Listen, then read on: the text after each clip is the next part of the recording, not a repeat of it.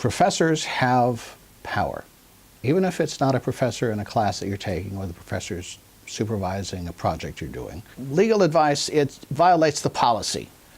From a moral point of view, it's unconscionable.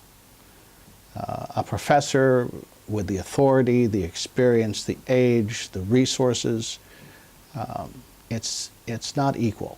Students don't come into a relationship like that with the ability to speak as an equal.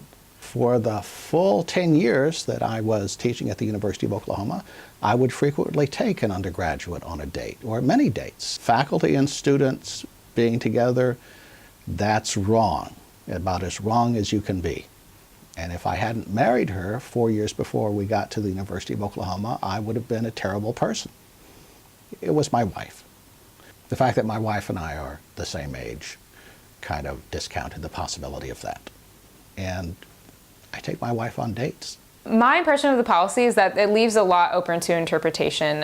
When we're talking about consensual relationships, particularly that of a professor with a student, the first thing that comes to mind with me at Safer is a power differential. That clearly this policy exists because there is going to be some inherent difference in influence between the two parties. When we're talking about consent, power differentials become very relevant. We're not here as a place to judge, but we want to make sure people are safe, that they're listening to their gut, and that they're doing what feels right for them.